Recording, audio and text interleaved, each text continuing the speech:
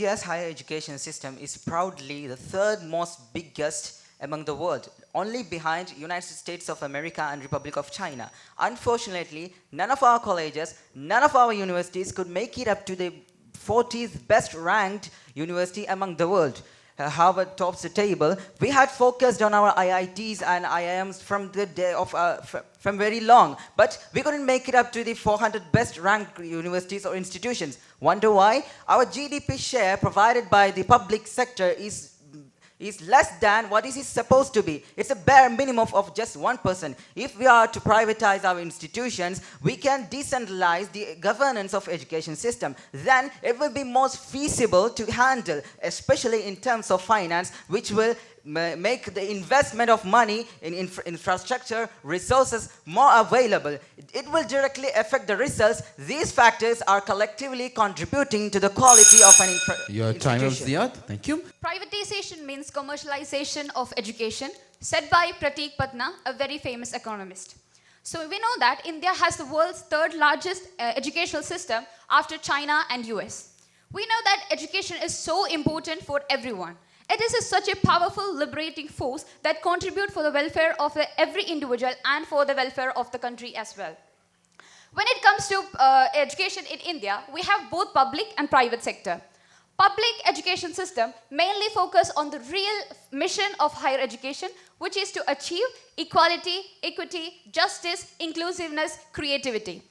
But the thing is that when it is being privatized, these educational institutions are being undertaken by non-government bodies. It could be individuals or even religious committees. So the thing is, if they are setting up these educational institutions and they are running this, they can do whatever they want to. And they are contributing nothing to the society but discrimination and disparity. For the best of my knowledge, we have UGC to accredit or to recognize every institution, every educational institution that's being founded in our India. So none of us can, or none of any institution can do whatever they want. It's a completely misleading statement. There is UGC to control and regulate all these things, institutions. Clear. Over to you.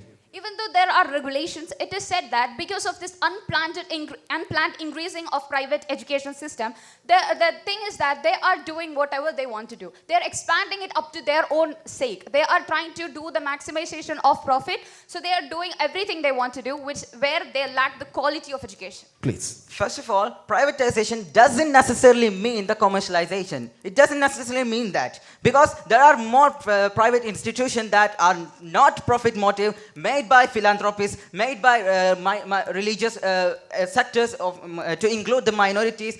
So to blame or to accuse privatization as commercialization is just a biased argument. I don't agree with that. Thank you.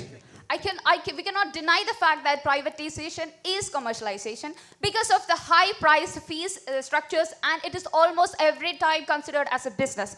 You know, even a bright student has to give a very fat amount even for the admission, apart from all the fee structure that they have to give afterwards. A private institution has all the right to put its fees maybe low or maybe high. So it also doesn't necessarily mean that every private institution has high amount of fees. And beyond that, there is Supreme Court regulation to put the necessary reservation imposed on every private institution by the Supreme Court. So there is also these regulations. According to these regulations, all these are just misleading statements. Thank you. Please. Even though privatization, they can make their own rules. I want to remind you of Article 21, which says that it talks about the right to life. So in the Mohini Jain Ray's case of Karnataka, it says that the judge held the fact that you have the right to education as well, according to this article. So basically it means right to education is a constitutional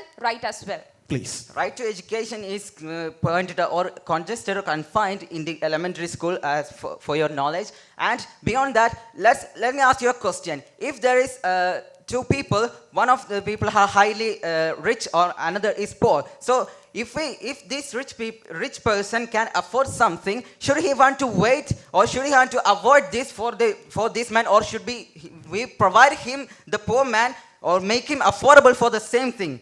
Privatization focus on elitism. You know, there's casteism, there is discrimination. We are being studying in an institution where there is people coming from the same level, same standard. They're coming from same level of income. So there is no diversification happening here.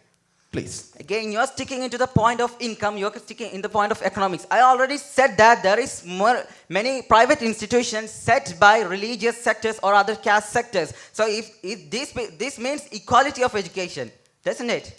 Okay, It doesn't necessarily mean equality, it is discrimination here. Also, I want to add, APJ Abdul Kalam, he's just a mere example. He is one who finished his schooling in private in a very public manner. And what is that? It is his birthday, now is celebrated as a Science Day in Switzerland. So it shows how much of a quality and how much of importance it is given for a public sector. Please. So I'm not denying the public sector has qualities. I'm not denying that. I'm just saying that privatization improves quality. And you denoting one person is just an anecdotal fallacy. It doesn't stand. It do. Off to you. When it comes to Asian top colleges, we can see that only 23 out of 40 are And of private ones. time up. Thank you so much.